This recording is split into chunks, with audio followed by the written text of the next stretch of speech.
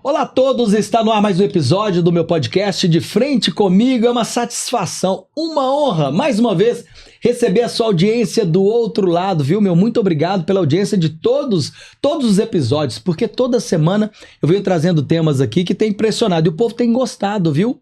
E se você também estiver gostando, já dê o seu like aí, que é muito importante, já dê o joinha para saber se, olha, o povo tá curtindo. E se você é novo por aqui, ainda não é inscrito, eu peço que se inscreva no meu canal, é muito importante também a sua participação e a sua inscrição. Sabe por quê, meu povo?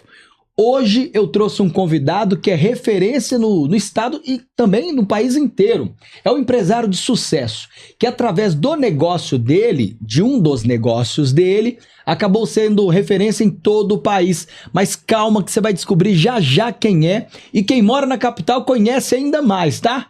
Tudo certo? Preparado por aí? A partir de agora, é De Frente Comigo.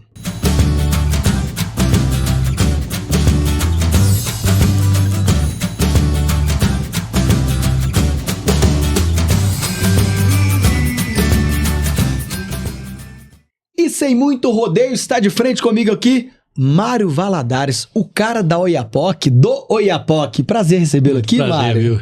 Obrigado por ter vindo, viu? Sei que sua agenda é uma loucura e reservou um tempo para estar aqui com a gente. Obrigado, viu?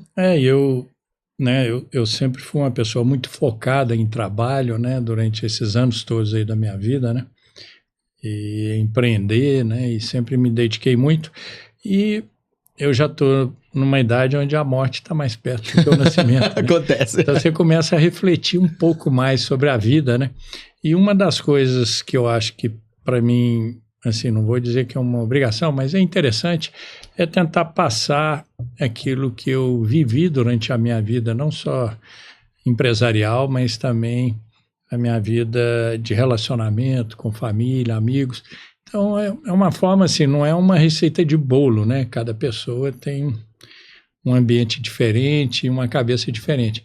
Mas são coisas que eu vivi que talvez possam, de alguma forma, auxiliar alguém. Show de bola, eu tenho certeza que vai contribuir para muita gente que nos assiste, pessoas que são fãs dos seus empreendimentos e agora vão poder conhecer a sua história para entender, olha só, o Mário chegou lá, por onde ele passou, qual foi o caminho que ele traçou, e isso ensina, eu acredito que muita gente vai se inspirar na sua história. Meu povo, para você que acompanha o Mário Valadares, ele está à frente de vários empreendimentos. Como eu citei aqui no início, dos grandes empreendimentos é o Shopping Oiapoque, que hoje, Mário, é referência no país inteiro lá atrás, porque você teve a coragem de criar uma estrutura dessa, não é isso? Exatamente. O Shopping Oiapoque hoje é o maior shopping popular do Brasil.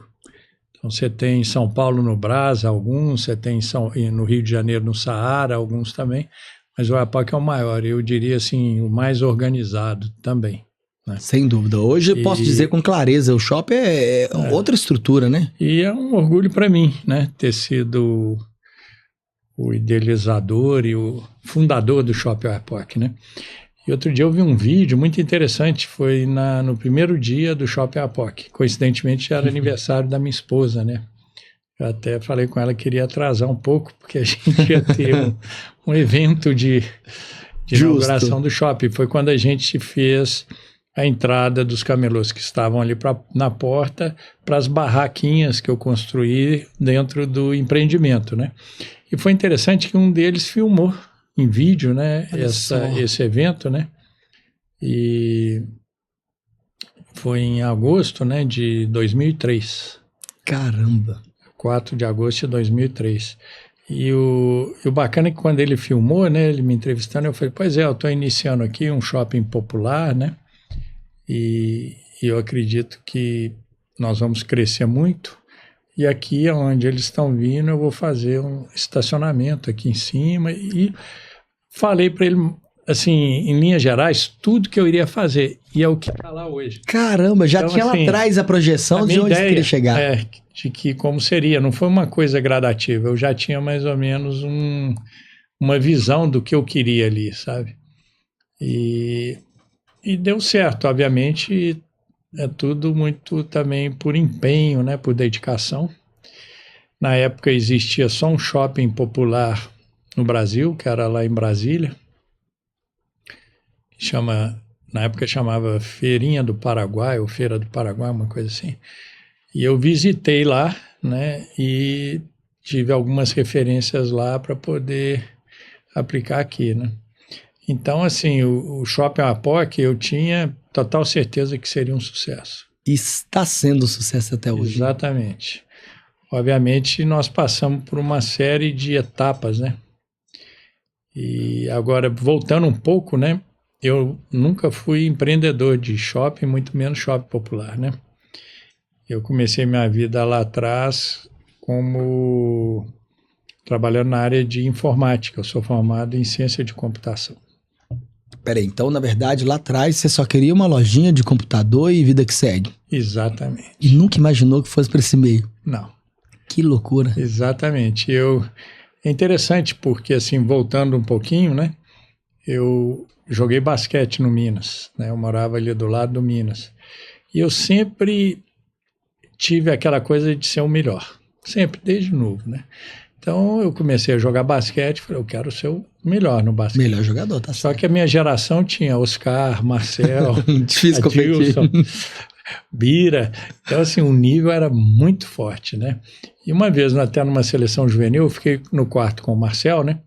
E comentei com ele, falei, Marcel, eu não vou poder ficar aqui na seleção porque eu preciso estudar. Então, eu não tinha, assim, o esporte como a minha prioridade número 1, né? E eu falei, eu preciso estudar, que eu ia fazer vestibular na época. Ele até falou comigo, não pede dispensa não, porque senão não vão te convocar mais para a seleção brasileira, né? E eu acabei pedindo dispensa. Na época era o vestibular, né? Para estudar para o vestibular, porque no primeiro corte eu não tinha sido cortado e eu precisava estudar. Mas aí, moral da história, eu estudei, né? Passei em engenharia mecânica na Federal e, paralelamente, eu comecei a trabalhar numa editora na área de informática. E aquilo me deu um clique de que era aquilo que eu queria fazer, não era engenharia mecânica. E na época não existia ciência de computação no Brasil. E um jogador americano que jogou comigo no Isso nós estamos falando de que ano? Estou falando de 79, né? 78, 79. A computação era muito nova. Não tinha no Brasil ciência de computação. Tanto é que lá era cartão, fita de papel, essas coisas. Mas aí eu fiquei muito assim, empolgado. Eu comecei a fazer programação, né? E gostava daquilo ali, né? Porque você desenvolvia sistemas, né? E era uma coisa de muita criatividade, né? E aí um amigo meu que tinha ido para os Estados Unidos, o Abraham, um americano, ele me convidou para ir lá em Casper, Wyoming, que é uma cidadezinha pequena no estado também, muito pequeno. Mas foi a oportunidade que eu vi de poder começar em ciência de computação. E como eu tinha uma bolsa, falei, não vou investir tanto, né? Então o dinheiro que eu tive na minha época do basquete, que eu recebia alguma coisa, né? Eu guardei e a gente tinha montado também uma escolinha de mini basquete que eu consegui guardar algum recurso disso. E deixei esse recurso guardado e fui lá para Wyoming. E lá comecei ciência de computação numa universidade pequena. E me empolguei pela ciência de computação. Aí transferi para a Universidade do Sul da Califórnia, em Los Angeles, né? Que é uma das maiores dos Estados Unidos, e em ciência de computação estava entre as 3 maiores. Mas lá eu não tinha bolsa. E aí? Então eu ia ter que pagar. E não é barato, né? Você pagar a universidade nos Estados Unidos. Mas aí, com o meu recurso, eu conseguia pagar 2 anos. E na época eu não vim de uma família de classe alta, né? Meu pai era militar, minha mãe filha de militar, né? Então a gente não tinha muito recurso. E meu pai falou, eu mando para você $300 por mês. Eu falei, tá bom. Bastante. Com $300 eu pagava um quarto compartilhado num fundo de uma fraternidade, que era um quartinho bem simples, né? Eu e um outro brasileiro. E pagava lá os $300 e com o dinheiro que eu guardei, eu ia, de alguma forma, sobrevivendo lá. E iniciei também um trabalho no Departamento de Ciência de Computação lá como monitor à noite. Então, de dia eu estudava e à noite ficava. Caramba. Então, foi uma vida assim. E naquele momento acreditando que seria o rumo da sua vida. Exatamente. E eu sempre fui movido a desafios, né? Então, e de sempre ser o melhor, né? Aí, o que eu fiz? Eu falei, não, eu vou querer fazer PhD aqui, mas eu quero ter bolsa do governo americano, mesmo porque eu não tinha dinheiro para pagar PhD, né? Doutorado. Aí conversei lá com o reitor, e o reitor falou, Mário, assim, vai ser muito difícil a gente dar uma bolsa para você, porque a nossa prioridade é primeiro o americano, depois o residente, depois o imigrante, na época tinha muitos iranianos que tinham migrado lá para os Estados Unidos, e depois o estrangeiro, porque a gente entende que o estrangeiro vem para cá e depois volta para o país dele. Então, não faz sentido o governo patrocinar para você uma bolsa. E o teste para PhD e mestrado, né, chama GRE. Esse teste é feito no mundo inteiro no mesmo horário, para todas as pessoas que querem fazer escola de pós-graduação nos Estados Unidos, né, que é mestrado e doutorado. Aí eu fiz o GRE um semestre antes para treinar, né, vi mais ou menos como é que era e me empenhei muito para ter uma nota alta no GRE. Eram 3 provas, era inglês, lógica e matemática. A matemática que era a mais importante, porque é ciências exatas, né? E eu sempre fui muito bom em matemática. Né? E aí que eu fiz, estudei muito e consegui 95% na prova de matemática. Que isso! Então foi a maior nota de qualquer candidato a PhD na Universidade do Sul da Califórnia. Caramba! E garantiu? Aí inverteu. Aí o reitor falou, Mário, nós vamos te dar bolsa integral, casa, comida, escola, e ainda vamos te dar um emprego como assistente de professor no seu primeiro ano, porque a gente quer que você venha para cá e viva aqui e mantenha aqui dentro da universidade, como professor, etc. Então, era tudo que eu podia querer, né? Uma bolsa integral e ainda emprego, né? Mas eu tinha ficado 3 anos nos Estados Unidos, né? E levando uma vida bastante sacrificante, né? E longe de família, amigos, né?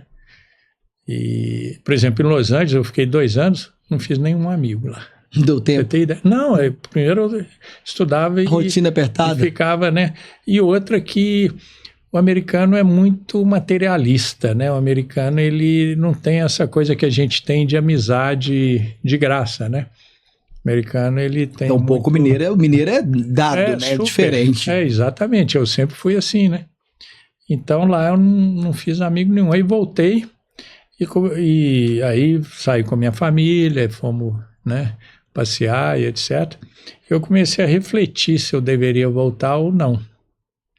Porque eu tinha conseguido tudo que eu queria, que era uma bolsa integral. Mas aí comecei a perceber que eu tinha muita afinidade, não só pela minha família, como pelos meus amigos, né? E por essa vida que a gente tem aqui, que não é só materialista, é uma vida que a gente tem onde família e amizade conta muito, né? Tem seu valor. E refuguei, neguei a bolsa. No ápice do sucesso, no objetivo conquistado. Pra você ter ideia, o reitor, ainda na época, me mandou um telegrama, não tinha internet, né? Pedindo assim, suplicando para que eu voltasse. O jogo virou de uma vez. Entendeu? E não voltei. Mas consegui uma coisa que é importante na vida das pessoas, que é você ter conhecimento da sua capacidade. E provar isso. E para você te dar uma autoconfiança. Toda vez que você põe em teste a sua capacidade e você vence, você se sente muito autoconfiante. Sensacional. Isso te dá muita confiança para fazer outras coisas. Para crescer. Então, e de se conhecer. Então, esse fato, né, fez com que eu falasse, Mário, você é competente, porque você conseguiu uma coisa que só 5% das pessoas no mundo conseguiram, né? E você colocando estatisticamente uma variação aí de mais ou menos 5%, eu podia ser o número 1 do mundo. Entendeu? Sensacional. E Então isso foi muito bom para mim. Eu tenho certeza disso. Eu quero, inclusive, segurar essa parte, porque nós vamos passar para uma outra etapa da sua vida. Eu quero, inclusive, dar um recado ali. Mas eu preciso segurar, porque eu acho que agora é a virada. Uma vez que o Mário mostrou, meu povo, que, de certa forma, diante da dificuldade, a primeira lição que nós já temos nesse podcast aqui, diante de uma dificuldade, uma resposta negativa do reitor, que ali, no início da conversa dele, eu imaginei, poxa, não vai dar certo. Ele não desistiu e, pelo contrário, provou que tudo aquilo poderia ser diferente com o resultado dele. Então, segura que a gente vai para outra etapa, que eu dei um recado rapidinho ali. Meu povo, tá curtindo? Nós temos muita história para puxar do Mário aqui ainda, aprender muito ainda com ele. Por isso, se você tá gostando, dê o seu like. Se ainda não é inscrito, se inscreva no canal. Mas eu preciso rapidinho dar um recado aqui. Deixa eu falar para você que nos acompanha, eu sempre falo aqui no podcast, hoje não é diferente. Você já ouviu falar da Brasil Sustentabilidade? Meu povo, é uma empresa que é sucesso, assim como o Mário Valadares. Ela cuida do meio ambiente, ou seja, faz negócios cuidando do meio ambiente. A Brasil Sustentabilidade é especialista em comprar lixo eletrônico, é isso mesmo, esses resíduos eletrônicos que você tem na sua empresa, na sua casa. De repente você tem ali uma quantidade de computadores parados, obsoletos, você tem que desfazer daquilo. A Brasil Sustentabilidade faz desse lixo eletrônico um grande negócio. Por isso está aqui no podcast, agradeço mais uma vez a participação, um abraço para o meu amigo Anderson Alves, a Gabi Listimai da Brasil Sustentabilidade. Se você que está nos assistindo tem um ferro velho, compra esse material, ou você tem uma grande quantidade aí onde você está, na sua empresa, no seu negócio, na sua casa, entre em contato com esse número e chame a Brasil Sustentabilidade, que ela faz desse produto que poderia poluir o meio ambiente um grande negócio. É aquele famoso ganha-ganha. Então tá aí para você a nossa indicação da Brasil Sustentabilidade. Deixa eu falar também de uma empresa muito especial que coloca a família dela à disposição da sua. Eu quero falar da Odonto Araújo, fica ali na Rua Tamóis 1200, tá? A Odonto Araújo é especialista em cuidar da sua família. A família da Patrícia Bertz está lá para cuidar da sua saúde bucal e também da sua estética. Alô, você homem, vamos cuidar da estética, meu filho? Tem como cuidar também. Não deixe para lá, não fica jogado não, só. Vai lá na Odonto Araújo, que tem as melhores condições e mais acessíveis para você cuidar da sua saúde bucal, da sua parte estética, ou seja, leve toda a sua família. A Rua Tamóis 1200, lá no 12º andar. Um abraço especial para minha querida Patrícia Bertz. Agora joga para cá, meu filho. Mário Valadares. Tô impressionado, eu não sabia, inclusive você falou que jogou basquete, eu vi no intervalo, inclusive você joga basquete até hoje, né? Isso é importante ainda, né? E é onde eu encontro meus amigos, ex-jogadores, né? Não deixou a vida com tanta correria, você ainda mantém essas práticas. E por incrível que pareça, né, eu jogo sábado e domingo no Minas, né? E a gente faz jogos assim sucessivos, né? E quem ganha fica e joga de novo. Então vira uma briga o negócio, sabe? E o mesmo então, empenho que você tinha lá atrás, você ainda, né? Exatamente. Eu faço também exercícios físicos, né? Diariamente, de manhã cedo. Mas é bom para que eu tenha um condicionamento e possa enfrentar o pessoal no fim de semana lá no basquete. Entendeu? Pois é, isso também é um grande segredo de qualquer negócio, né? Não adianta você cuidar de uma empresa, cuidar de um negócio, se você não cuidar de si mesmo, né, Mário? Exatamente. Eu sempre vejo você falando sobre exercício, no passado já conversamos sobre isso. E você tem que estar bem condicionado fisicamente, é importante, né? Eu tenho, assim, depois que eu montei o Outlet, que é uma outra história, né? Eu fiz um Outlet de marcas esportivas, que também foi uma coisa bem inédita no Brasil, foi, né? Corajoso. E deu super certo. Então, eu conheço praticamente todas as maiores marcas esportivas do mundo. E uma delas é a ASICS, né? Que é uma marca de origem japonesa. E ASICS, ninguém sabe, mas significa Aminosano Incorpore Sano. Não sabia, não. E é a maior verdade, porque a mente sadia em corpo sadio. Então você tem que estar bem condicionado fisicamente para sua cabeça trabalhar bem. Olha só, a verdade, faz sentido. Então, e eu acredito muito nisso. E sempre que eu estou melhor condicionado fisicamente, eu percebo que eu sou mais produtivo. Mais centrado. Profissionalmente. Entendeu? E faz sentido. Hoje em dia, ninguém pode deixar de fazer exercício. É uma prática que as pessoas têm que entender que é uma saúde não só momentânea, mas para a longevidade, né? A gente se preocupa tanto com isso, acha que amanhã só Deus pertence e vai dar tudo certo e vai levando a vida, né, Mário? Agora, você falou sobre os outros empreendimentos. Vamos aproveitar e falar disso? Nós começamos falando do Oiapoque, uma pergunta que daqui a pouco eu vou te falar sobre aquele dragão que o povo quer saber. Mas fala um pouco sobre os outros empreendimentos, daqui a pouco a gente volta no dragão. Mas então vamos lá, né? Então, eu tinha parado quando eu voltei dos Estados Unidos, Isso. né? Formado em ciência de computação e sem emprego em Belo Horizonte.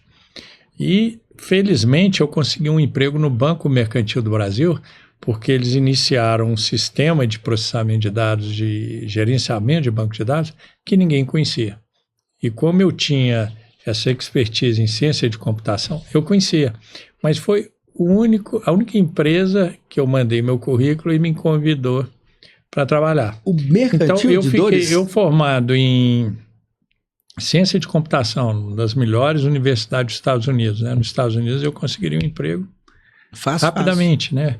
Eu tive a visita de várias empresas, de IBM, AT&T, etc., que me entrevistaram lá e queriam que eu fizesse mestrado nos Estados Unidos e trabalhasse lá. Eles iriam pagar o mestrado para mim, apesar que não precisaria pagar porque eu tinha uma bolsa, né? Mas eu recusei isso tudo, vim para cá e aqui não tinha emprego. Loucura. Entendeu? Então, fui trabalhar no Banco Mercantil, né? E fiquei no Banco Mercantil durante 4 anos. E durante esse período, a gente morava na Savassi, né? E meu pai construiu a nossa casa no andar de cima e no andar de baixo tinha umas lojinhas, sabe? Isso era muito típico aqui em Belo Horizonte, né? Você fazia a sua casa em cima e embaixo fazia umas lojas para gerar uma renda. Isso. E eu comecei a perceber que na Savassi existia um público feminino muito grande, né? Era o polo da moda ali na Savassi, né? E de modelos e tudo, né? Então eu me dei um clique e falei, quem sabe eu não faço um bar para mulheres? Naquela época. E naquela época as mulheres nem saíam tanto. Né? Era um ambiente masculino, bares. Falando de o quê? 80 e poucos, né? 82, 83, por aí. Olha só. Aí me deu um clique e eu falei, vou fazer um bar para mulheres, que não vai vender cerveja. Caramba! Vai vender chopp, mas cerveja não. Não quero ninguém ali bebendo cerveja. Você queria um outro público, você queria um público organizado. E fiz, e ficou muito bacana, sabe? Porque eu bolei uns coquetéis muito bonitos, sabe? E, obviamente, eu sempre faço uma pesquisa antes de fazer qualquer coisa. Eu fiz uma pesquisa em bares e restaurantes semelhantes e vi um no Rio de Janeiro que tinha esse perfil, né? E lá eles faziam esses coquetéis bonitos, com aqueles enfeites japoneses, né? Daquelas bolinhas, guarda-chuva, etc., frutas e tal. Então, assim, não vou dizer que eu copiei, mas me inspirei neles, né? E fiz lá o Aloha. E o Aloha foi um sucesso. Por quê? Porque as mulheres todas, que eram modelos, né? Manequins, etc., da Savassi, começaram a frequentar o bar. E onde vai mulher, vai homem, né? Então, eu fui o número 1 da Veja, né? De bar, durante não sei quantos anos, né? A gente congestionava ali a Savassi. E esse foi, então, o primeiro empreendimento foi que o primeiro empreendimento. E minha mãe criou. Trabalhava lá durante a semana, porque eu estava no Banco Mercantil, né? Não podia trabalhar lá. E fim de semana eu trabalhava lá. E trabalhava meio tipo um garçom, relações públicas também, né? E com isso eu conheci o pessoal da moda.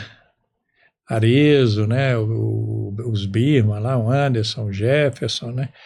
O da Água de Cheiro, o Aqua de Fiore, o Ricardo Pimenta, né? E essa turma toda ali da moda. Vidbula, na época tinha Divina Decadência lá, o Armando Ratos Valdense. de Praia? Já tinha naquela época? Não, Ratos de Praia não tinha, não.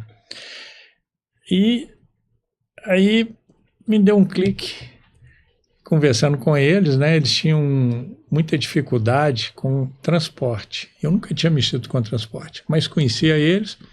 Eles falaram, Mário, por que você não monta aí uma transportadora para transportar moda? Aí eu comecei a Meridional e saí do banco. E vendi a minha parte no bar, no Aloha, e com o dinheiro dessa venda, eu comprei 2 caminhões truco, uma 608 e uma Kombi. 608 ficava em São Paulo, lá no bairro da Luz, e os caminhões cruzavam à noite. E aqui uma Kombi entregando.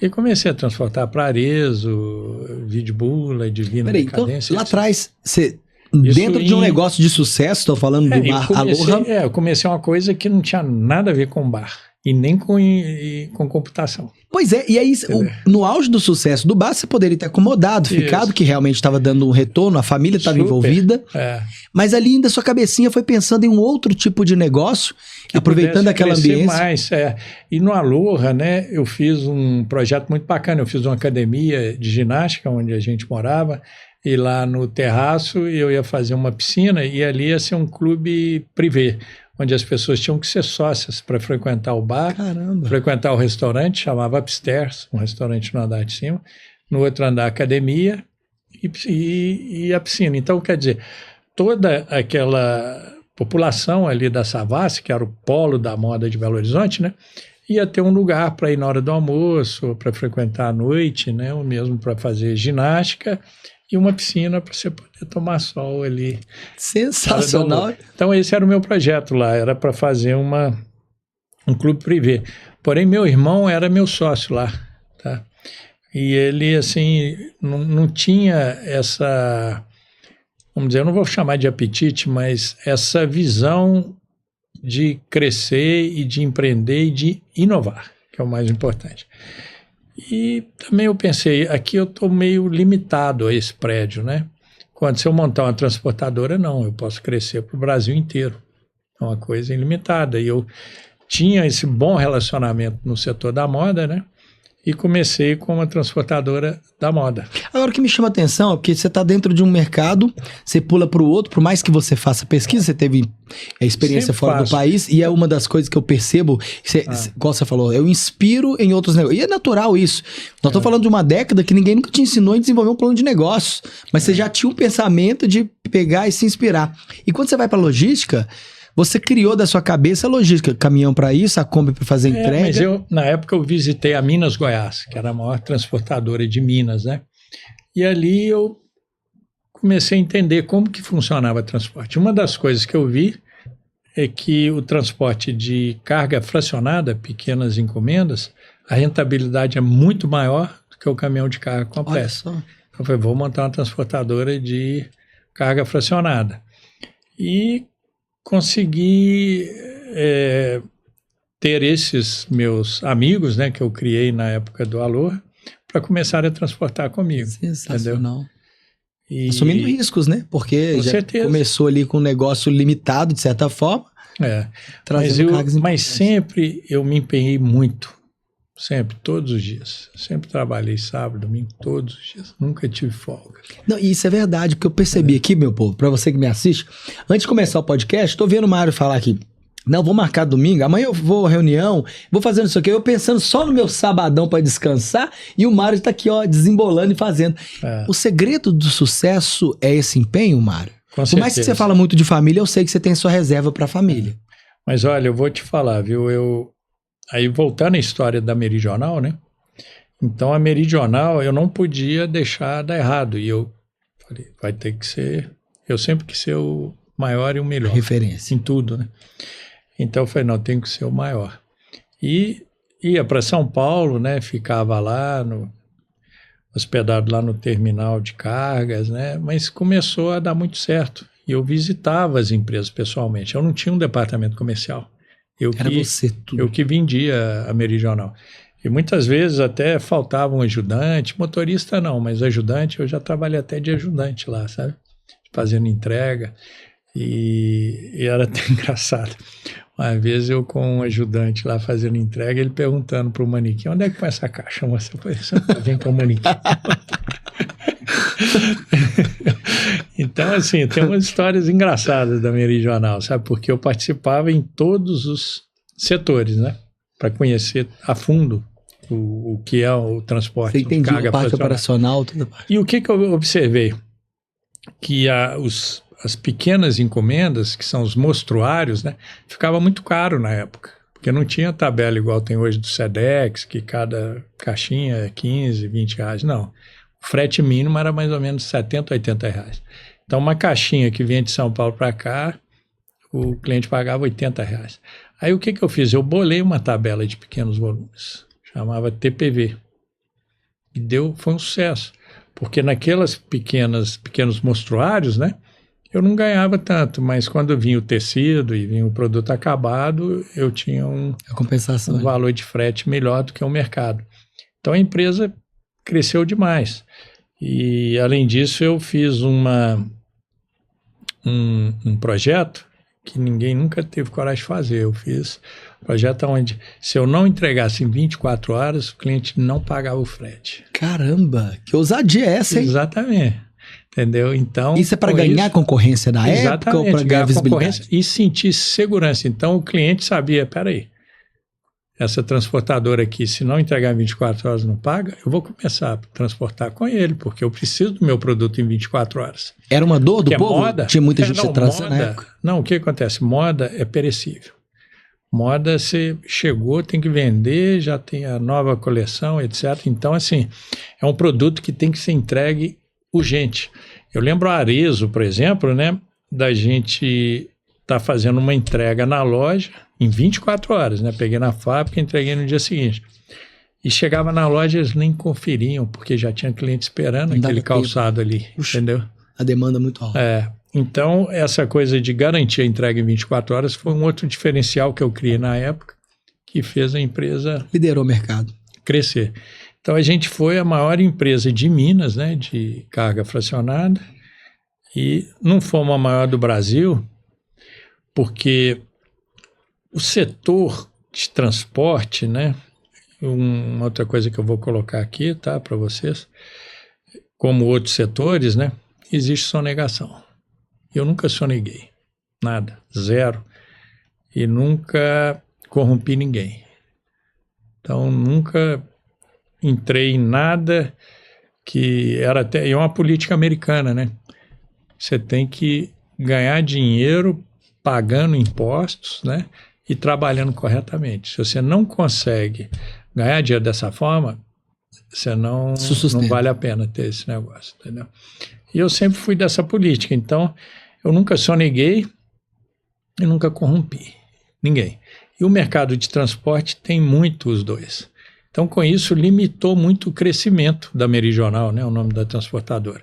Mas, mesmo assim, a gente cresceu. Nós abrimos Rio de Janeiro, Curitiba, Campinas, né? E crescemos, mas eu senti que a concorrência, ela meio que... apertava. Muito, porque eu ia visitar algumas empresas, né? E eu sentia que a pessoa lá do setor de transporte, muitas vezes nem queria me receber. Porque já tinha um acordo com a transportadora e não dava abertura nem para poder fazer uma experiência comigo. Então eu falei, putz, não tá legal isso aí não. Mas, de qualquer forma, a Meridional cresceu muito e me deu condição de comprar todas as minhas filiais, inclusive a matriz, que era aqui em Contagem, né? Então eu fiquei bastante assim... capitalizado a nível de imóvel, né?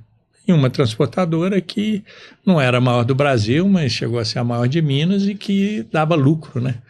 Porque um diferencial meu também foi segmentar. Então, é outro conselho que eu dou para vocês, né? Tudo que você for fazer, procura ter uma identidade e atuar num segmento específico. Não abra uma coisa assim, onde você vai fazer o que o mercado faz e nem que seja o que eu chamo de sair dando tiro para todo lado. Não, especializa num segmento, que foi o que eu fiz na Meridional. Eu fiz uma transportadora da moda. Foi o que eu fiz lá no bar, no Aloha. Eu era um bar de mulheres, entendeu? Então, dentro de qualquer segmento que você for empreender, né, tenha uma especificidade, tenha uma identidade e seja o melhor dentro daquela especificidade, entendeu? Quem te ensinou isso? Olha, a vida. Porque isso é para o jovem da época, vida. Poxa. E quando eu entrava em qualquer coisa, eu procurava sempre ver o mercado e ver o que poderia dar mais certo no mercado, entendeu? E o que eu percebi foi isso. Então, no Aloha foi assim, na Meridional foi assim. E como eu senti que na Meridional, né, eu, da forma que eu trabalho, né, eu teria muitas limitações, né? Eu comecei a abrir a cabeça para outras coisas. E foi quando eu vi lá o imóvel do Oiapoque, que eu ia comprar o imóvel para poder entregar cedo, que aí eu ia fazer uma garantia de entrega não só em 24 horas, mas na parte da manhã, em Belo Horizonte. Porque com o Oiapoque eu distribuía ali no Barro Preto, que era o Polo da Moda ainda. Da moda, e os shoppings que estavam ali próximo, né? E a minha carreta, em vez de descarregar em Contagem, onde era a nossa matriz, né, aqui em Minas, já descarregaria ele no Oiapoque. Então o galpão do Oiapoque à época era só para você o depósito. Esse era o meu propósito, de usar ali como centro de distribuição da Meridional. E chegou a ser. Para poder entregar tudo na parte da manhã. Não, escuta essa história. Aí fui lá ver o imóvel estava assim, inteiramente destruído, né? 300 camelôs ali na porta. E um dos lugares assim mais perigosos, né, e mais degradados de Belo Horizonte, né? Mas eu falei, mas para mim, para uma transportadora, não é um comércio, né? Vai funcionar bem. E comprei da Ambev, era Antártica, depois Ambev, comprei deles e eles deram graças a Deus de ter vendido para mim. Porque estava à venda ali há mais de não sei quantos anos, uns 6, 7 anos, fechado, não conseguia abandonado. Ainda tinha algumas diretrizes de tombamento, que o patrimônio, inclusive, diminuiu as diretrizes para tentar facilitar a venda. Então, a fachada do Oiapoque é tombada, mas o restante do prédio não, entendeu? Então, eu comprei ciente disso e falei, mas não tem problema, dentro do empreendimento eu posso fazer os galpões para transportadores, a estruturação etc, é sua. tudo, né? E me deparei com esses 300 camelôs ali na porta, né? 250, 300 camelôs. Aí comecei a conversar com eles e falei, olha, eu quero montar aqui uma transportadora, né? Vocês não podem sair aqui da porta, não. Você queria tirar da época. Aí eles me falaram, mas então faz o seguinte, coloca a gente aí num lugar dentro do imóvel, né? Pelo menos a gente não muda de lugar. Porque esses camelôs já tinham vindo da Avenida Paraná, do Restaurante Popular, e eles estavam fixados ali e falaram, a gente entrando para cá, pelo menos a prefeitura não muda a gente para outro lugar, né? Então eu consigo atender. Eles ficavam em lonas ali no chão até, alguns, são né? barraquinhas, né? Eu lembro E disso. aí conversei com eles e eles me passaram que o custo deles para montar, desmontar a barraca, eles pagavam para os meninos para ficar montando e desmontando barraca. E armazenar as mercadorias no estacionamento que tinha ali na frente era R$170. Eu falei com eles, olha, eu vou montar uma barraquinha aqui dentro para vocês, nesse pátio, né? Porque o imóvel era muito grande. E o pátio eu separo do resto da transportadora, né? E aqui eu monto as barracas para vocês me pagam R$100. Menos do seu custo de estar na rua. Negócio da China? Eles adoraram. E mesmo porque ali eles não precisavam, eles poderiam estar vendendo produtos de valor agregado maior. Porque na rua é mais complicado, né? Você vender coisas de maior Segurança valor. é outra pra eles. Então eles adoraram. E pedi para eles fazerem uma associação, e a associação ia fazer o condomínio ali desse pequena feira, né, vamos dizer assim, né, que era no pátio principal do imóvel, né. Que vinha para Oiapoque mesmo. Da Oiapoque com Curitiba ali, né. Então, começou assim. Olha Aí só. o que acontece? Tudo que eu faço, eu sempre procuro conhecer muito bem da atividade.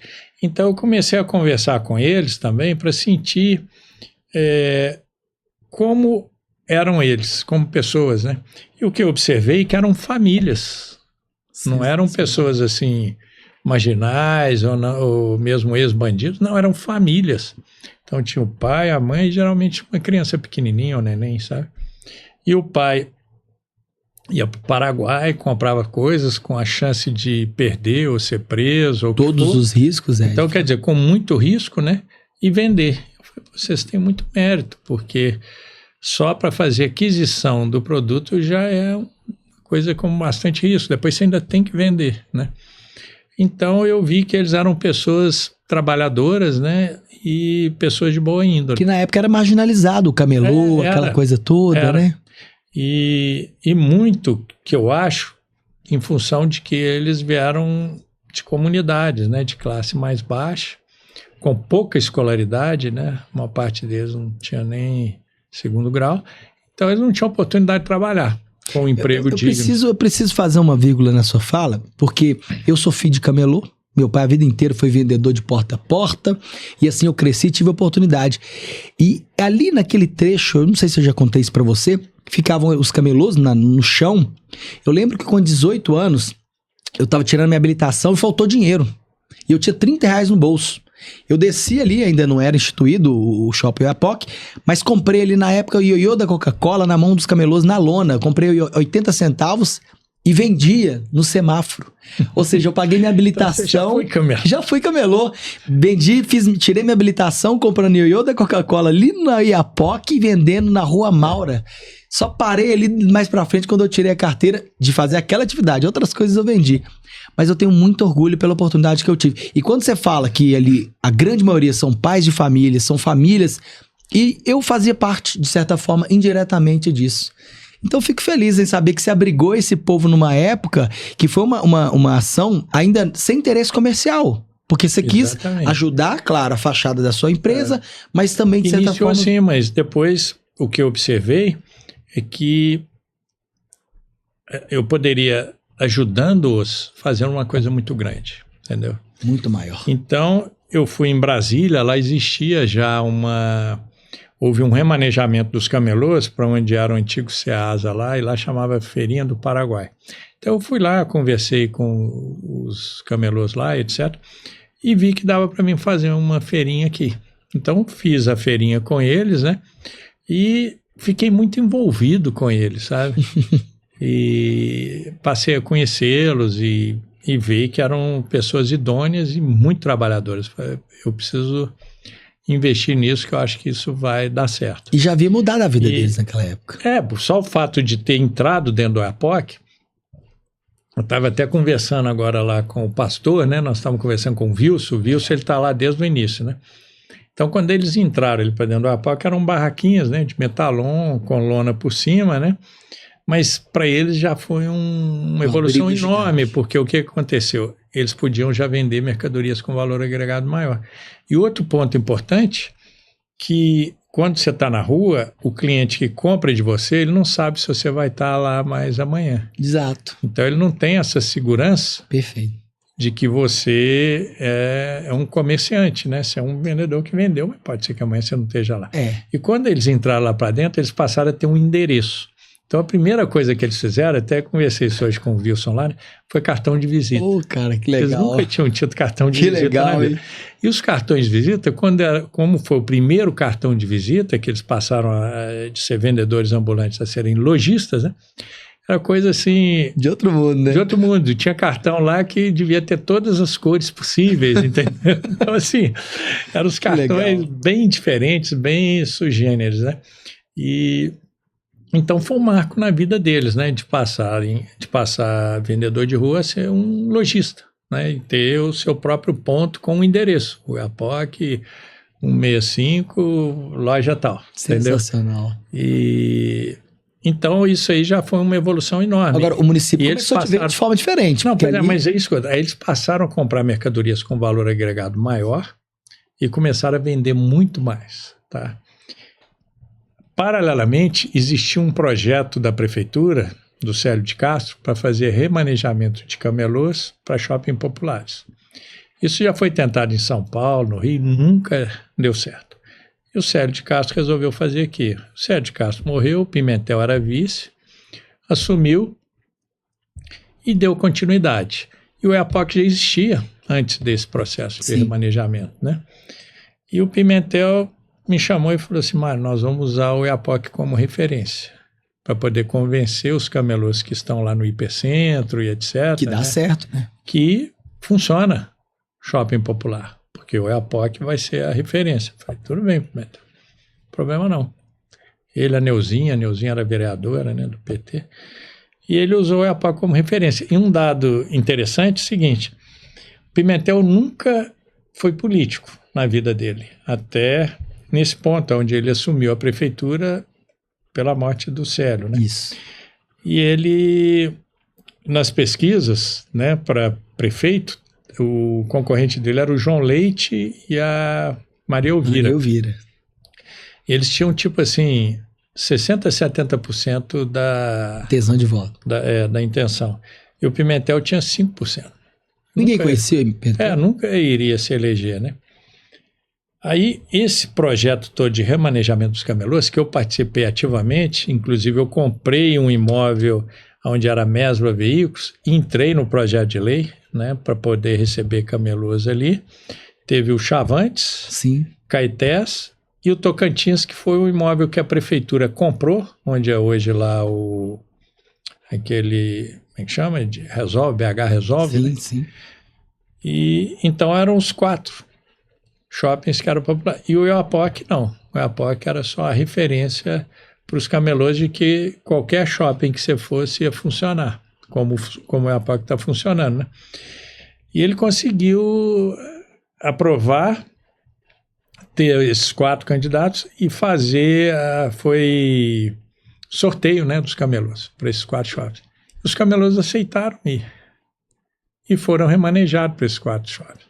Então, você chegava no IPCentro de Belo Horizonte, onde era uma bagunça, né? Uma zona. E Pivete, lembra que juntava no meio? E de repente você não vê camelô mais nenhum. Fez a limpeza no centro. O pessoal falou, putz, esse prefeito é muito bom, entendeu? Então, com esse remanejamento dos camelôs, ele passou de 5% para 40%. Sensacional. Então, ele ficou com 40% das intenções de voto, o João Leite e Maria Elvira, mais ou menos 40%. Aí veio televisão, ele ganhou e foi eleito.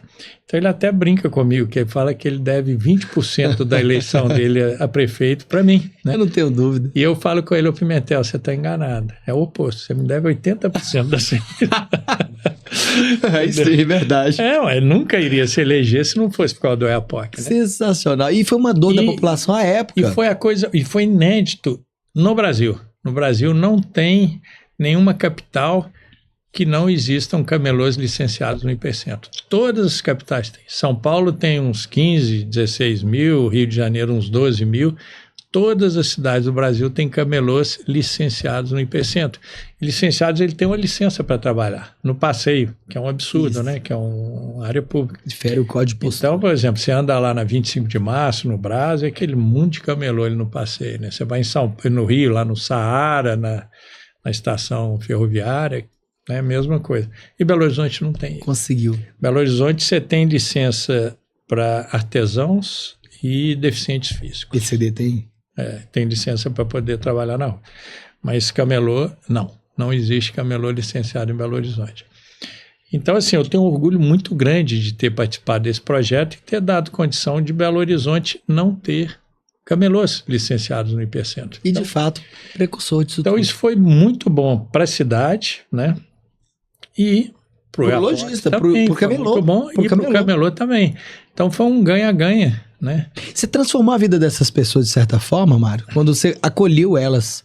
O que o município tentava fazer, e às vezes a gente vê formas politiqueiras de tentar ajudar e não resolver nada, lá atrás você fez isso ainda sem intenção, mas que, graças a Deus, acabou surfando nessa oportunidade que você tem visão. Se eu não tivesse feito esse remanejamento, né, dos camelôs ali da porta do Oiapoque para dentro do imóvel, hoje você teria esse monte de camelô na rua, essa bagunça, não teria mudado nada. E o que eu observei é que eles precisavam de uma certa credibilidade. Então, o que eu fiz? Eu falei com eles, olha, vocês que vão fazer a gestão aqui dessa feira. Falei, uma feira que nós vamos fazer aqui no pátio, né? Então, vocês fazem uma associação e vocês que vão... Você deu autonomia para eles. Fazer toda a gestão. Então, estou preocupado com a gestão. Eu só quero R$100 de aluguel, mais nada. Não vai ter condomínio, não vai ter nada. Vocês fazem a gestão. Tá bom, tá bom. E eles fizeram a associação, né? E eles elegeram o presidente, diretoria, etc. E, teoricamente, eles tinham que pagar a limpeza e todos os custos, né? Da operação.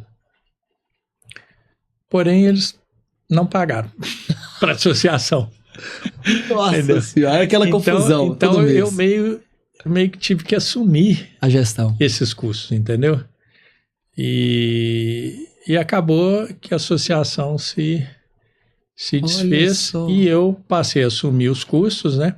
E cobrava deles. Eles já estavam com uma receita alta, eles podiam pagar um condomínio ali, que era um valor relativamente baixo, né?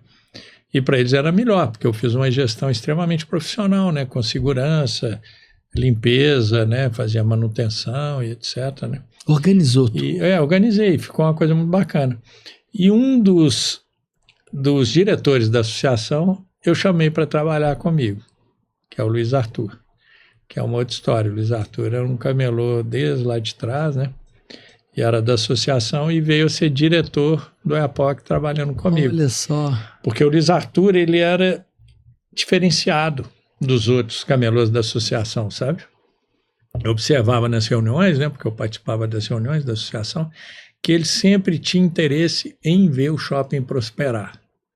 Então, as sugestões dele eram sempre para dar soluções para melhoria do Oiapoque. Enquanto que os outros participantes da associação, não. Cada um queria interesse dele. Então, não, eu quero aluguel menor, eu quero isso, eu quero parará, entendeu? E ele não. Teve uma vez que ele me deu uma sugestão, existia muita sublocação no Oiapoque. Ele falou, Mário, vamos cobrar uma taxa de sublocação?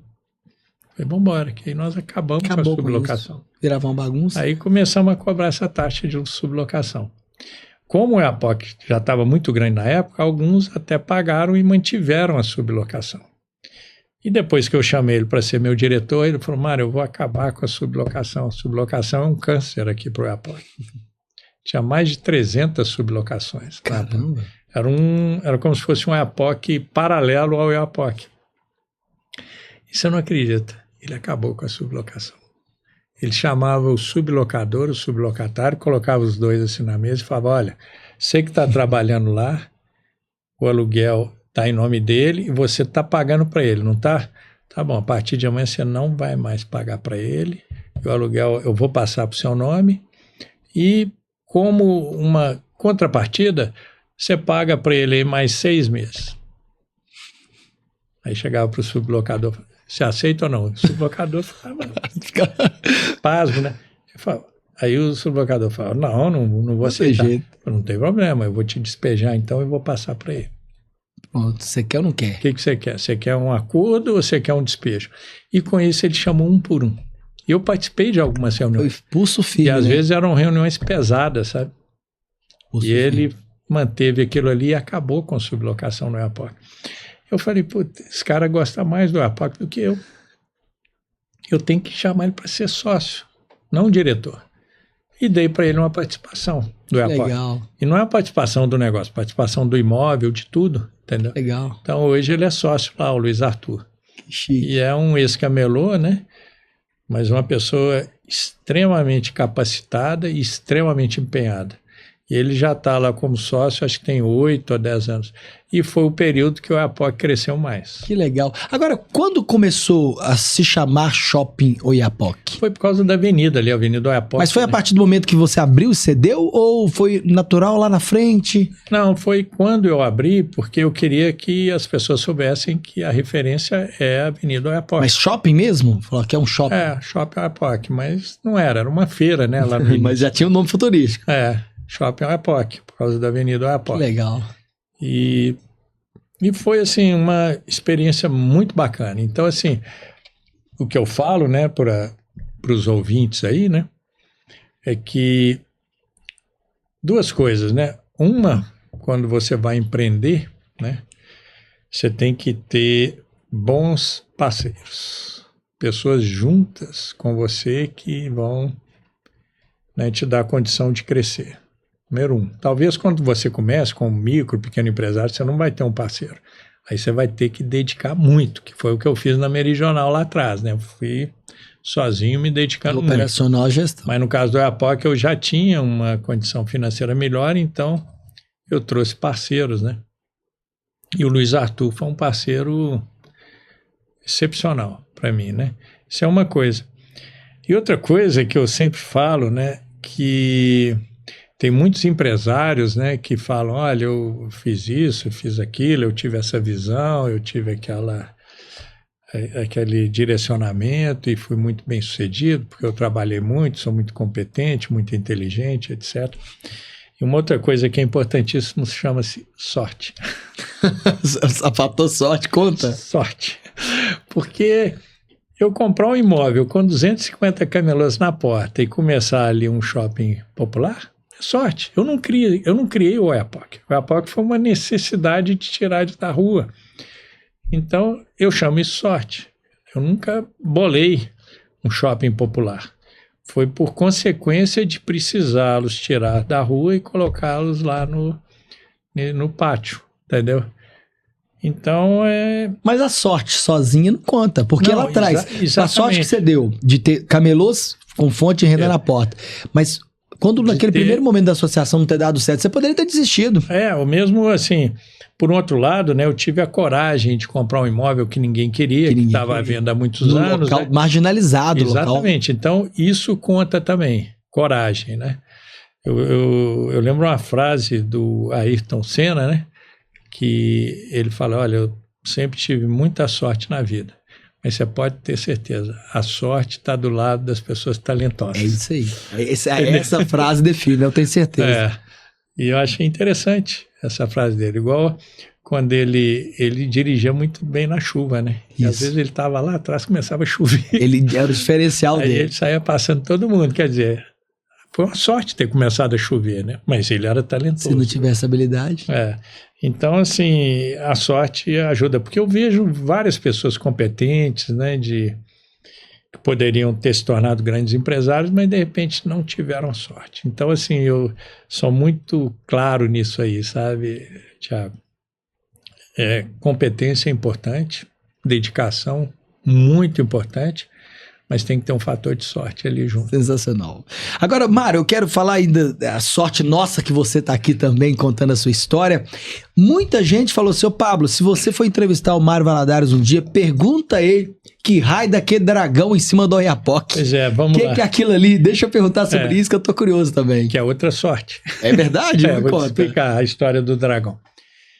Eu fiz que é uma outra história, né? Onde era a Meridional, a matriz, né? Que era lá em Contagem, virou um outlet de marcas esportivas. Onde é o outlet lá de era Contagem? Meridional. Olha só. Era Meridional.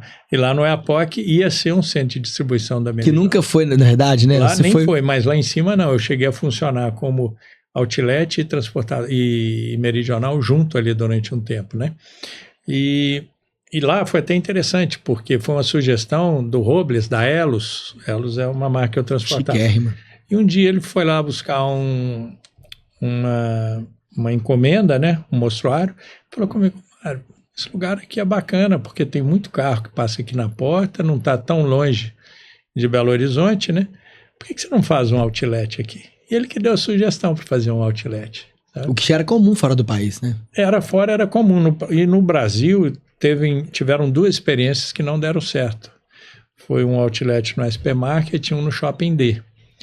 Porém, iniciou-se um outlet em Itupeva que estava dando certo, mas ele tinha só marcas internacionais.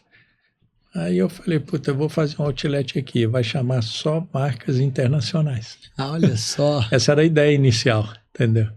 E foi a ideia do Robles, né, de fazer lá.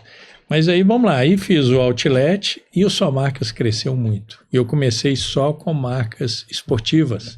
Então eu falei, eu quero ser um outlet de marcas esportivas, não tem no Brasil. Então, Nike, Adidas, Puma e etc. A Nike tem uma história interessante. Na época veio o pessoal de Oregon, né, os americanos, para ver o local. Eles tinham que aprovar? Tinham que aprovar. Hoje, quem faz a expansão da Nike é o pessoal da Centauro, chama Sidney, né? Ele faz expansão Centauro e Nike. Mas na época nós vínhamos dos Estados Unidos para aprovar e para negociar aluguel e tudo, né? E só tinha uma operação Nike, essa lá em Itupeva, que era lá no shopping da General. Mas aí, moral da história, vieram em Contagem, nunca tinham vindo nem em Belo Horizonte, nem em Contagem. Porém, tinha o Walmart ali próximo, do lado do Itaú. Então, quando eles foram lá, eles gostaram do galpão que eu tinha feito, tal, eles falaram, mas vamos ver aqui a região, vamos. Aí levei eles no Walmart.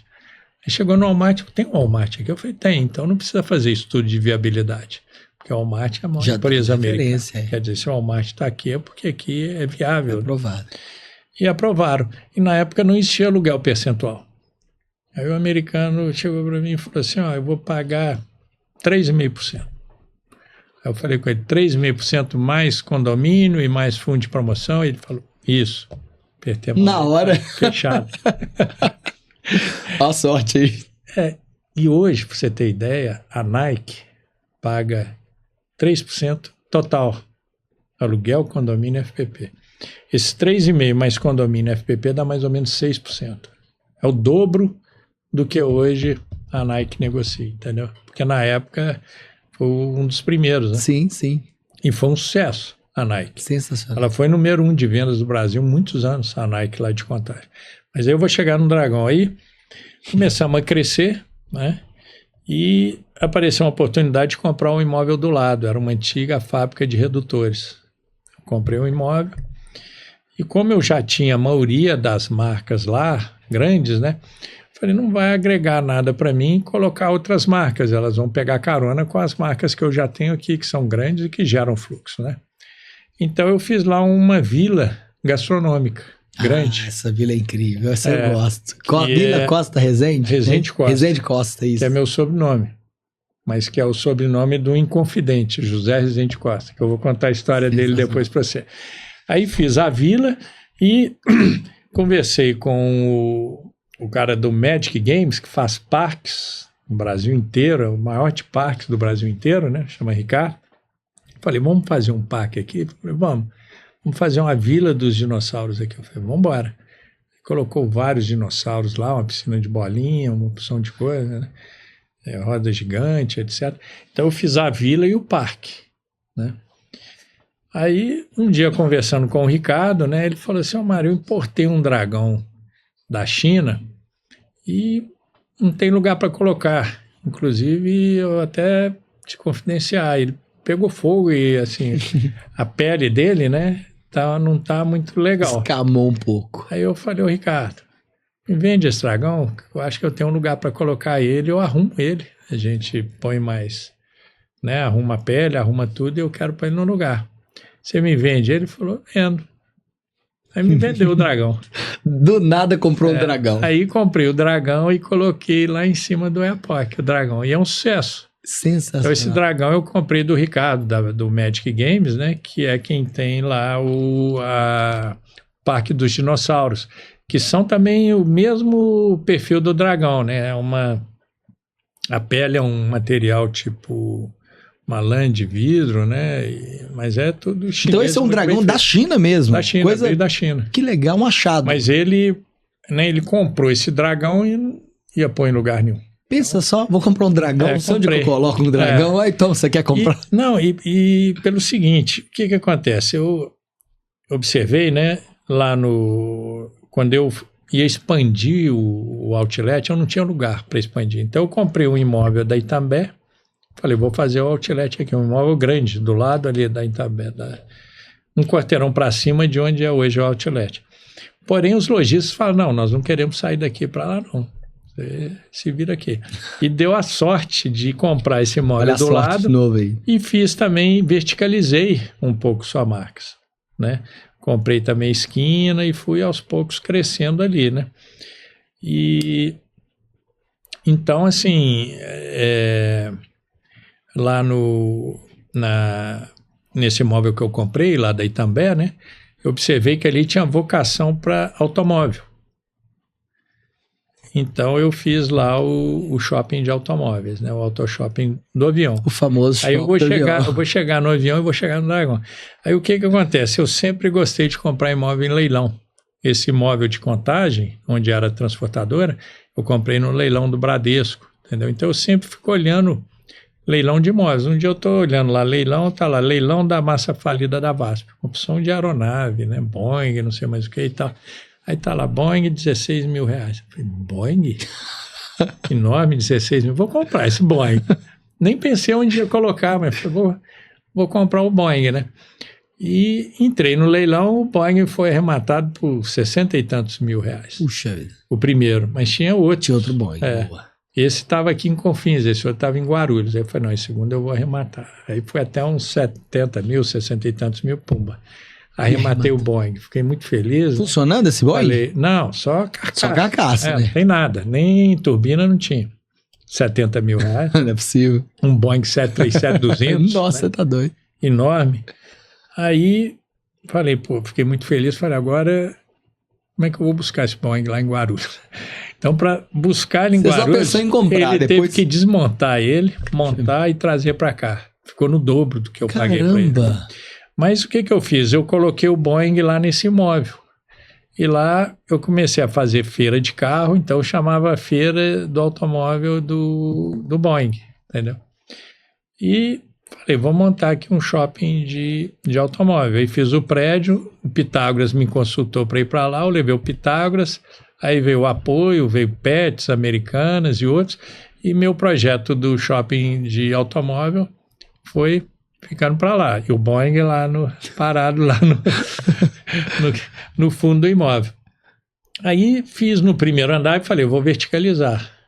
Fiz o shopping de automóveis, né? E deu super certo. Aí fiz no segundo andar também, né? E no terceiro andar eu falei, puta, preciso fazer um polo gastronômico. Fiz esse polo gastronômico no terceiro andar. E na cobertura, o William, lá da Feira do Mineirinho, me procurou e falou, Mário, posso fazer a Feira do Mineirinho lá na cobertura? Eu falei, ótimo, que é tal da sorte, né?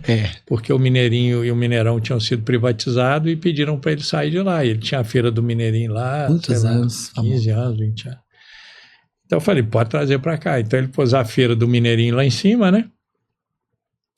No andar de baixo tinha operações de alimentação, tinha o São Madruga, aquele, como é que chama, Decris, que era um restaurante temático também, né? Tinha o Mundo Animal, que era aquele leãozinho e tal, né? E a Decathlon pediu para ir para lá. Na verdade, eu ia levar a Decathlon para o Outlet, mas a França falou, não pode ter uma loja full price. Não, full price dentro de um shopping outlet. Ah, tá. Entendeu? De preço cheio dentro do shopping. Então eu coloquei a Decathlon lá. Então ficou Decathlon e tal. E 2 andares de automóvel. Deu super certo. E o avião lá no fundo, né?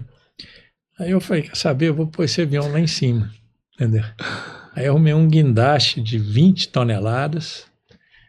Subimos com o avião. Colocamos lá em cima no prédio. Aterrissou lá em cima. E foi um sucesso. Eu tive um até sucesso. Que mudar de nome o shopping, virou shopping do avião. Porque eu passei a chamar só marcas, Autoshop, eu tentei pegar o mesmo nome do só marca. Isso. Aí todo mundo fala, não, é aquele shopping do avião? Então virou o shopping do avião. Eu lembro a transição. Então isso eu atinei e falei, puta, é legal você ter alguma coisa diferente no shopping para ser uma referência, igual o Havan tem lá a Torre Eiffel e tudo, né? Aí coloquei isso lá. E quando apareceu o Dragão, eu falei, o Dragão vai ser o diferencial lá do Oiapoque, vou pôr ele lá em cima. Porque o Boeing tinha dado muito certo lá, entendeu? Esse avião. Já o São Marcas, então, o povo vê o helicóptero, mas não significou. Mas eu já tinha comprado o avião e eu fui entrevistado por várias emissoras. Falei, pô, quem é esse doido? Comprou uma carcaça de avião. Do nada o avião. Tal, né? E queria saber a história, né? Por que eu comprei e tal. E um pessoal da reserva do Exército viu isso na televisão, me ligou, falou, Mário, a gente tem um Bell aqui, um helicóptero, você não quer comprar, não? Quem mais poderia comprar em BH, né? Mário, o cara comprou um avião. Não é possível. Eu comprei o helicóptero e coloquei lá em cima do Somac. Então ficou o helicóptero lá e o Boeing em cima lá do Autoshop, entendeu? E o Oiapoque, o que eu vou pôr em cima do Oiapoque? Aí eu pensei, uma roda gigante...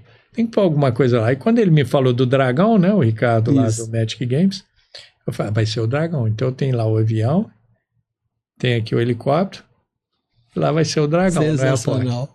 E pus o Dragão para ser uma referência. Agora, não tem projeto para roda gigante, que o povo tá rolando um papo em BH, que até a roda gigante tá vindo ali pro Oiapoque. Não, eu tô avaliando. Sério, tem isso? Então, para tudo, gigante. Atenção, exclusividade do podcast. Tem um papo que rola nas redes sociais que tá vindo a roda gigante pro Shopping Oiapoque. Mário, responda. Verdade. Sério? E tô avaliando essa possibilidade mesmo.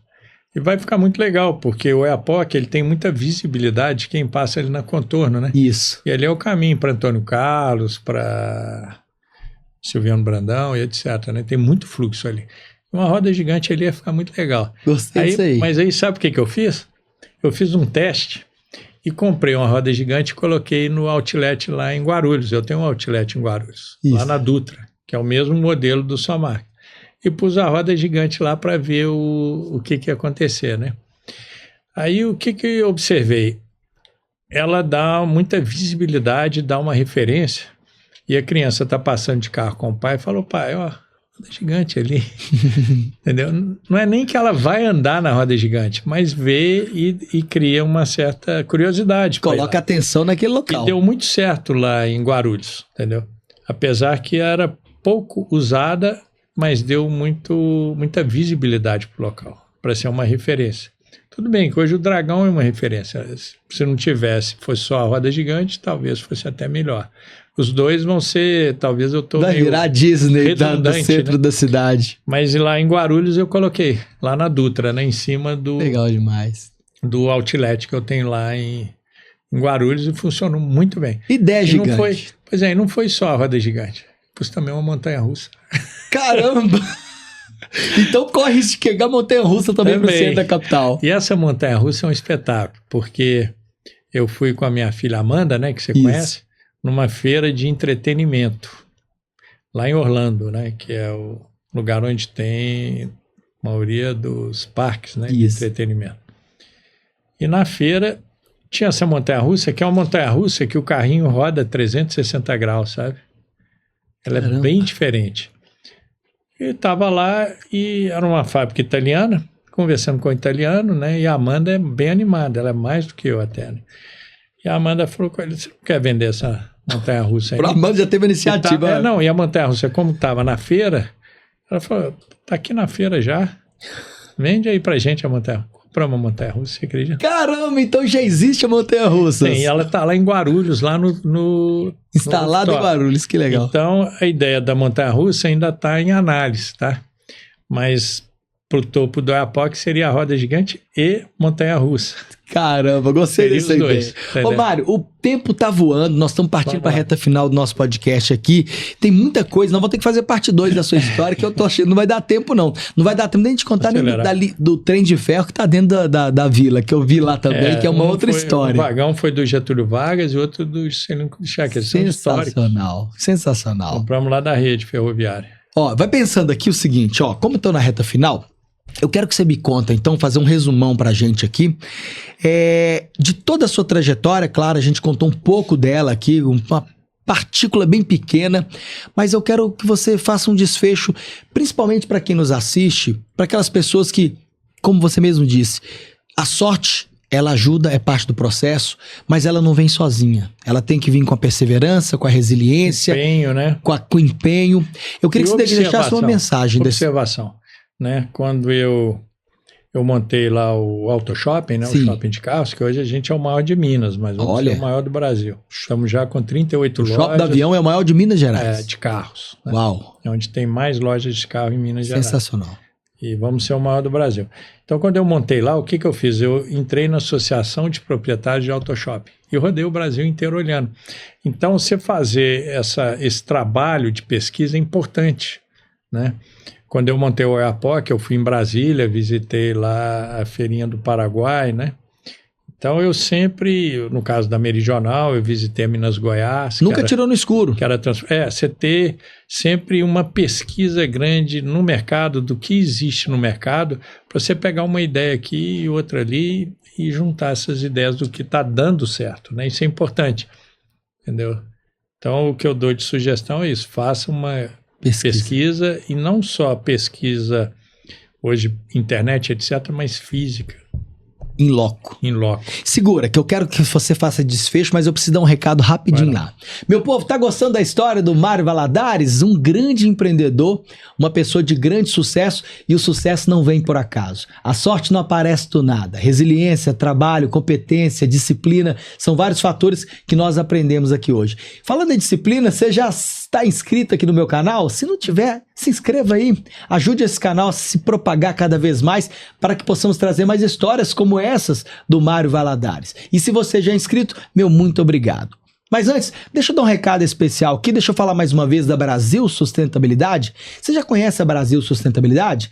É uma empresa sensacional. Inclusive, a sede em Betim aqui é uma delas, onde fica meu amigo Anderson Alves e minha amiga Gabi Listmaia. A Brasil Sustentabilidade é uma empresa que faz do meio ambiente, cuidando do meio ambiente, um tipo de negócio. Eles são especialistas em comprar lixos eletrônicos, é isso mesmo, placas de computadores, televisões velhas, todo esse lixo que culturalmente vai ser jogado por um canto, a Brasil Sustentabilidade não deixa isso acontecer. Ela transforma isso em negócio. Então, se você tem um ferro velho, se você tem uma empresa com grande quantidade de lixo eletrônico, eles compram na sua mão. Tá aqui o contato abaixo, o telefone direto da Brasil. Você vai falar direto com a Gabi Listmaia. Ela vai te atender, te orientar e te explicar. Também tem outros produtos que a Brasil Sustentabilidade compra também. Aqueles perfis de obra, ou seja, é uma empresa ecologicamente trabalhando para cuidar do meio ambiente. Isso é muito bom. Por isso está aqui no podcast e eu agradeço mais uma vez essa parceria de sucesso. Para você conhecer um pouco sobre o Brasil, Léo, vamos compartilhar aquele vídeo da Brasil Sustentabilidade com o povo aí? Roda aí, meu filho.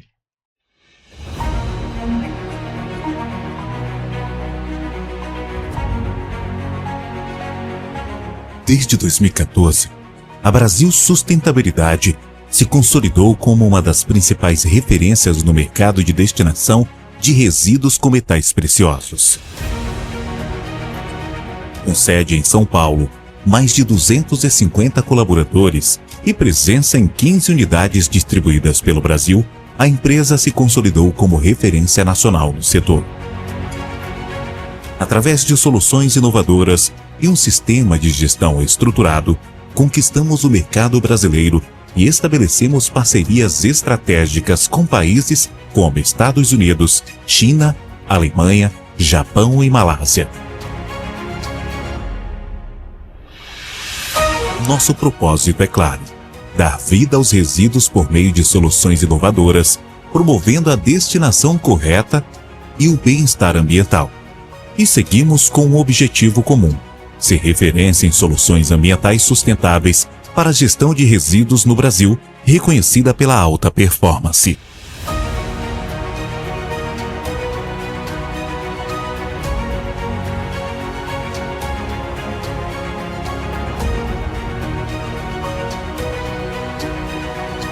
Brasil Sustentabilidade.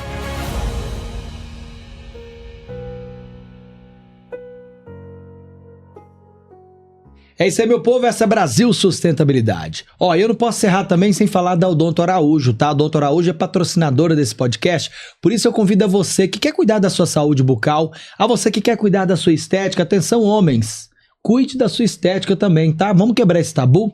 No passado era só mulher que ia colocar um botox, um preenchedor. Meu filho, fique bonitão. E a Odonto Araújo também tem esse tipo de atendimento. É a família da Patrícia Bertz cuidando da sua. Fica pertinho de você no centro, ó. Rua Tamoios, número 200, 12º andar. Tá o arroba aqui embaixo, o contato. Então seja você também parte da família Odonto Araújo. Joga pra cá, meu filho. Mário Valadares. Eu não posso encerrar sem antes falar também de um papel importante.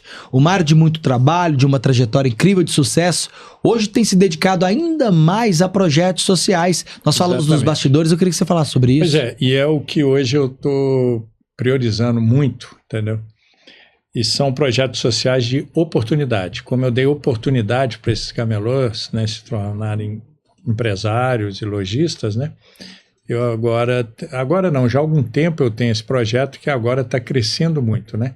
Que é dar oportunidade para crianças de comunidade que não têm uma educação, né, compatível com a capacidade deles de pagar a escola particular e de dar condições para que eles cresçam e sejam alguém. Já tem várias crianças até formadas, já tem engenheiros, médicos, etc., né?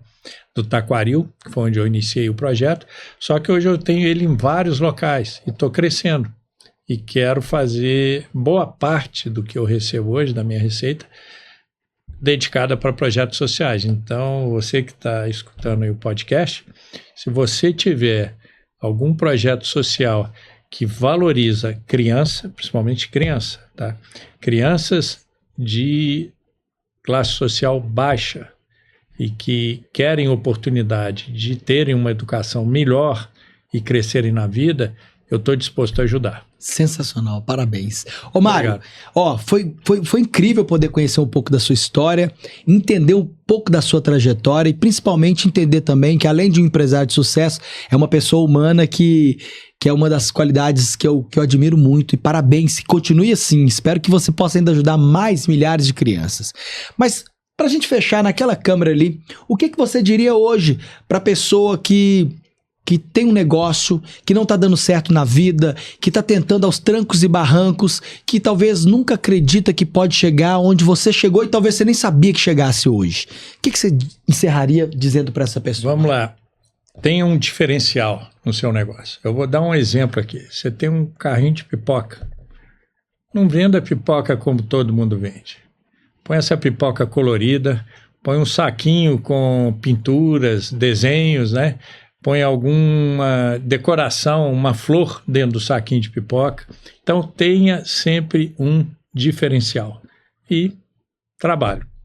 O resto, a sorte vem acompanhada. Exatamente. Meu irmão, muito obrigado de viu? coração. Que Deus Obrigado, abençoe seus Pablo. projetos, sua família, sua vida, para que muitos anos ainda você construa um legado ainda maior para todos nós. Aí. Valeu, meu irmão. Obrigado. Meu povo, e aí, você curtiu esse episódio? Eu acredito que sim. Se você já gostou, já dê seu like, compartilhe com os amigos, com seu tio empresário que tá precisando ouvir uns conselhos, uma direção.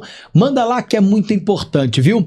Então, mais uma vez, quero agradecer a você que ficou aqui até agora, você que já é inscrito, você que ainda não é, fique à vontade para se inscrever. E lembrando que esse episódio é uma produção exclusiva da LF Studio Videocast e Podcast. Parceiraço Chiquinho, Léo, meu muito obrigado. Vou ficando por aqui e lembrando sempre, dono, ó, onde Deus passa, nada embaraça. Até o próximo episódio, viu?